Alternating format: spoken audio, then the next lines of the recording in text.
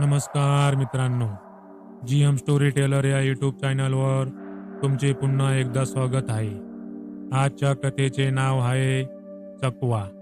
ही कथा आपल्या चॅनलचे सबस्क्रायबर सौरभ शिंदे यांनी पाठवली आहे.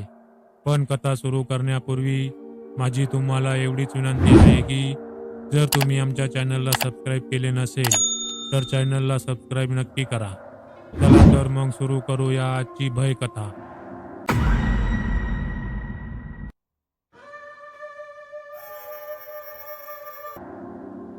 नुकताच हिवाळा चालू झाला होता. सकाळी सकाळी कडुलिंबाच्या काडीने दात घासत समाधान कंबरेल हातात घेऊन घराकडे येत होता. कडाक्याच्या थंडीने हातपाय बधीर झाले होते. चालता चालता त्याचं लक्ष श्रीपताबाच्या घरासमोर शेकोटी पेटवण्यासाठी ठेवलेल्या सरपणाच्या ढिगाकडे गेलं. 6 वाजून गेले. अजूनपर्यंत श्रीपताबांनी शेकोटी पेटवली नाही. दररोज तर पहाटे शेकोटी पेटून बसतात. असा विचार करतच समाधान त्या सरपणाच्या ढिगाजवळ बसला. खिशातील अंगारडबी काढली. थोडंसं गवत शोधलं. ते गवत शेकोटीच्या लाकडांच्या मधोमध ठेवलं. मधल्या गवताला हळूच काडी लावली. गवताने पेट घेतला तसा त्याचा धूर त्याच्या नाकातोंडात गेला. धूर तोंडात गेल्यामुळे त्याला खोकल्याची उबळ आली. त्याच्या त्या खोकल्याच्या आवाजाने श्रीपताबा घराबाहेर आला. समाधान, कशाचा आहे रे एवढा खोकला? श्रीपताबांनी बाहेर येताच विचारलं. शेकोटीचा धूर नाकातोंडात गेला. त्याचा खोकला आहे. थंडी वाजत होती म्हणून म्हटलं तुमचं काम आज आपण करू.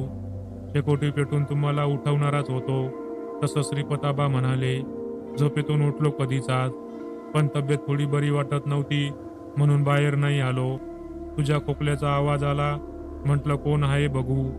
आता बरं वाटतंय? हो, बरं आहे तसं. कणकणही आहे थोडीशी. शेकोटीवर हात शेकत श्रीपताबा बोलत होता. दोघांचं बोलणं सुरू असताना साहेब्या शेकोटीजवळ येऊन बसला. साहेबराव, काल रात्री काय दिसलं तुला वावरात? श्रीपताबांनी साहेब्याला विचारलं. काय सांगू मोठे बाबा, 15 दिवस झाले मी रात्री हरभऱ्यावर राखण जातो, पण काल भलतंच झालं राजे हो. काय झालं ते तरी सांग, मध्ये सम्यानं विचारलं. रात्री जेवण झाल्यावर वावरात गेलो. तिथे शेकोटी पेटवली. तासभर बसलो अंग शेकत. शेकोटी विझवल्यावर वावराच्या चारही कोपऱ्यावर चक्कर मारली आणि घराकडे निघालो. हातात बॅटरी गन काठी होती. आपला तळ्याचा लिंब आहे की नाही तिकडे एक पांढऱ्या रंगाची खिल्लारी बैलजोडी झोपलेली डमणी येताना दिसत होती. काल तर चंद्राचा उजेडही नव्हता. काय आमोशा होती की काय तर, पण इतक्या अंधारातही त्या बैलांचा आणि डमणीचा लख्ख उजेड पडला होता. बैलांच्या गळ्यात पितळीच्या कसाट्या होत्या. पायात घुंगरू बांधलेले होते. त्यांच्या अंगावर रंगीत झुला टाकलेल्या होत्या. इतकंच काय, डमणी पण छान सजवलेली होती. लग्नात सजवतात तशी. बैलांच्या पायातील घुंगरं आणि गळ्यातल्या कसाट्यांचा आवाज तर आधीपासूनच येत होता, पण मी दुर्लक्ष केलं. तो आवाज जसजसा जवळ येऊ लागला तसं माझं लक्ष त्या आवाजाकडे वेधलं गेलं. बघतो तर काय, छुमछुम करत ती डमणी माझ्या दिशेने येत होती. हे सगळं चित्र बघून माझी चांगलीच पाचावर धारण बसली. अंग घामानं पूर्ण भिजलं होतं. अंगातले कपडे सुद्धा ओले झाले होते. एक नाही ना दोन. मी हातातली बॅटरी काठी आणि पायातल्या चपला दिल्या फेकून ठोकली धूम गावाकडे. गावात येईपर्यंत पाठीमागे वळूनही पाहिलं नाही. पुढे त्या बैलांचं आणि डमणीचं काय झालं काय माहीत. एका दमात सगळं सांगून साहेब्या शांत झाला. अमावस्या आणि पौर्णिमेला ती जागा घातकच आहे. जुन्या काळात तिथं एक बैलगाडीवाला तहान लागल्यामुळे मेला होता. उन्हाळ्याचा टाईम होता. तो कुठून तरी पोटभर जेवण करून आला आणि इथे आल्यावर त्याला खूप तहान लागली. त्याला वाटलं तळ्यात पाणी असेल, पण तळं आटलेलं होतं. मग त्यानं त्याच लिंबाच्या सावलीत बैलगाडी सोडली. पाण्यामुळे त्याचा जीव कासावीस झाला होता. कोणीतरी येईल या आशेनं त्यानं लिंबाच्या सावलीत शेला अंथरला. त्याच्यावर अंग टाकलं. तोंडावर टोपी घेतली. थकल्यामुळे त्याचे डोळे आपोआप लागले गेले. उन्हामुळे वावराकडे कुणीही फिरकलं नाही. सकाळी लोक कामावर गेली तेव्हा त्याचा मृतदेह आढळला होता. तेव्हापासून दर अमावस्या आणि पौर्णिमेला तिथं तसं काहीतरी घडतेच. श्रीपताबांनी मोठा सुस्कारा टाकत सांगितलं. शेकोटी विजत आली होती. सम्यानं शेकोटीत थोडीशी लाकडं टाकली, थोडं वाळलेलं गवत टाकलं, गवताला फुंकर मारली, पुन्हा शेकोटीने पेट घेतला. सूर्य थोडा वर आला होता. कोवळ्या उन्हाची किरणं जमिनीवर पडली होती. मानवणाऱ्या शेकोटीचे आता चटके लागत होते. श्रीपत आबा शांतपणे सम्या आणि साहेबाकडे बघत होता. सम्याच्या डोक्यात पांढरे बैल आणि डबणीचे विचार घुमत होते. सम्या, आज येशील का माझ्यासोबत वावरात? खूप भीती वाटते एकट्याला जायची. वावरात गेलं नाही तर नुकसानही होते. काहीच उपाय नाही दुसरा. साहेबानं सम्याला विचारलं. तसं सम्या विचाराच्या तंद्रीतून बाहेर आला. हो ठीक आहे, ये रात्री बोलवायला, जाऊ आपण. सम्याचा होकार ऐकताच साहेब्या खुशीतच घरी निघून गेला. तसं श्रीपताबाही उठून गेला आणि सम्या विचार करतच रस्त्याने चालू लागला. सम्याच्या डोक्यात दिवसभर अमावस्या, पौर्णिमा, पांढरे बैल, डमणी हेच विचार थैमान घालत होते. रात्री जेवण करून सगळे झोपले होते. सम्या साहेबाची वाट पाहत होता. अंथरुणात पडल्या पडल्या त्याच्या डोक्यात विचारचक्र चालूच होते. तेवढ्यात घरावर कसला तरी आवाज आला. त्यानं दुर्लक्ष केलं. परत घरावरून काहीतरी पडल्याचा मोठा आवाज आला. त्याने इकडे तिकडे बघितलं. सगळे शांत झोपलेले होते. त्यानेही डोळे बंद केले. तोंडावर चादर घेतली. त्यानंतर घरावरचा आवाज वाढतच गेला. घरावरील कौलं खाली पडत होती. मांजर असेल म्हणून सुरुवातीला त्यानं लक्ष दिलं नाही. मात्र घरावरील कौलं खाली पडत आहेत म्हणून त्यानं बाहेर जाऊन बघितलं. घरावर मांजर वगैरे काहीच नव्हतं. घरावरील कौलं खाली पडलेलीही नव्हती. सगळं जसंच्या तसंच होतं. मांजरीनेच पायानं कौलं उखरली असतील असं समजून तो घरात जायला लागला. तितक्यात घरामागील राजनातून कोणीतरी पाणी काढत असल्याचा आवाज आला. त्याचे कान टवकारले. रांजण कोण रिकामा करत असेल? घरातले तर सगळे झोपलेले आहेत. असा विचार करत असतानाच कुणीतरी आंघोळ करत असल्याचा भास त्याला झाला. पाणी अंगावरून घेताना बांगड्यांचा आवाज येत होता.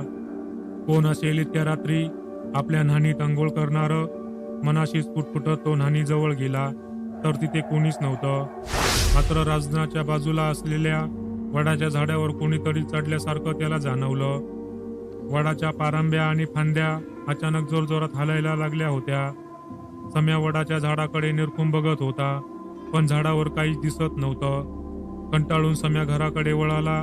तेवढ्या त्याला साहेब्यानं हाक मारल्यासारखं वाटलं. मागे वळून पाहिलं तर साहेब्याच होता. इतक्या रात्री आमच्या न्हाणीत तूच आंघोळ करत होतास का? सम्यानं रागातच विचारलं. नाही, मी तर आत्ता आलो. साहेब्याने हसतच उत्तर दिलं. त्याचं हसणं खुनशी होतं. त्याचे पाय फिरलेले होते. पायाची बोटं मागे होती आणि टाचा पुढे होत्या. हाताची बोटं झडलेली होती. त्याचा चेहरा फक्त साहेबासारखा होता. त्याचा आवाज सुद्धा साहेबासारखाच होता. चल मग निघायचं का? साहेबाने विचारलं. तसा कसलाही विचार न करता सम्या रस्त्यानं चालायला लागला. साहेबापुढे त्याच्या पाठीमागे सम्या चालत होता. चालताना दोघेही काहीच बोलत नव्हते. साहेबा मधून मधून लपत होता. त्याच्या अशा वागण्याचं कारण सम्या त्याला विचारत होता. तो मात्र त्यावर काही बोलत नव्हता. फक्त पुढे पुढे चालत होता. सम्या त्याच्या पाठीमागून दऱ्याखोऱ्यातून अनवाणी पायानं चालत होता. चालता चालता सम्या थकल्याचं त्याच्या लक्षात आलं. कावेबाजाने त्यानं सम्याला तहान लागली का विचारलं. सम्यानं नकार दिला. त्यानंतर तो सम्याला नदीवर घेऊन गेला. तिथे त्याला झोप आली का विचारलं. त्यानं नकार दिला. संपूर्ण नदीचा काठ त्या दोघांनी पालथा घातला. तासाभराने त्याने सम्याला एका खोल डोहाजवळ उभं केलं. परत तहान लागली का असं विचारलं. त्याला तहान लागलेली होती. सम्यानं पाणी बघताच होकार दिला. सम्याचा होकार ऐकून साहेबाचे डोळे चमकले होते. त्यानं सम्याला डोहातील पाणी प्यायला सांगितलं. पण खोल पाण्याची भीती वाटल्यामुळं त्यानं पाणी प्यायला नकार दिला. त्यानंतर त्यानं सम्याला शेतशिवार, नदीचा काठ आणि संपूर्ण परिसराच्या 2-3 चक्रा मारून थकवलं होतं. सम्या चालून चालून तर थकलाच होता, पण ताण लागल्यामुळे अर्धमेलाही झाला होता. मसनवटीत आल्यानंतर संधी साधून त्यानं पुन्हा सम्याला झोप आली का विचारलं. सम्यानं होकार दिला. तसं साहेबाला आनंद झाला. आनंदाच्या भरातच त्यानं सम्याला पाठीमागे यायला सांगितलं. सम्या त्याच्या पाठीपाठी चालत होता. तितक्यात साहेबाला तोडलेल्या काट्याचं भरण दिसलं. त्यानं ते काट्याचं भरण अर्ध उचलून बाजूला ठेवलं. राहिलेल्या अर्ध्या भरणावर सम्याला झोपवलं. त्याच्या अंगावर उरलेलं अर्ध भरण टाकून दिलं. सकाळी सम्या गायब झाल्याची वार्ता गावभर पसरली. श्रीपत बुडा साहेबासह सगळं गाव त्याला शोधण्यासाठी सैरावैरा फिरत होते. लोक नदीच्या काठावर, आजूबाजूच्या विहिरीत, शेतात सगळीकडे त्याला शोधत होते. तेवढ्या साहेबा श्रीपत बुड्याच्या समोर आला. तसं बुड्याला त्या दोघांचं बोलणं आठवलं. बुड्यानं त्याला खडसावून विचारलं. तसं साहेब्या घाबरला. मी तर काल रात्री वावरात गेलोच नाही. मला रात्री कधी झोप लागली हे कळलंच नाही. आम्ही ठरवलं होतं, पण मीच झोपलो घरात. साहेबांना घाबरत घाबरत सांगितलं. तेवढ्यात काट्यांच्या भरणात सम्याचे कपडे दिसल्याचं कोणीतरी ओरडून सांगितलं. सगळेजण तिकडे धावले. सम्याला काट्याच्या भरणातून बाहेर काढलं. सम्या बेभान झाला होता. त्याला पकडणाऱ्यांना तो फेकून देत होता. 10-10 माणसांना ऐकत नव्हता. त्यामुळे त्याला दोरखंडांनी बांधून घरी आणलं. श्रीपत बुड्यानं त्याला अंगारा लावला. मंत्र उच्चारण करून पाणी दिलं. त्याच्या अंगावरून लिंबूचा उतारा केला. त्याच्या संपूर्ण अंगात काटे घुसलेले होते. त्याच्या शरीरावर अनेक जखमा झाल्या होत्या. काही वेळानंतर सम्या भानावर आला खरा, पण त्याला झालेलं काहीच आठवत नव्हतं.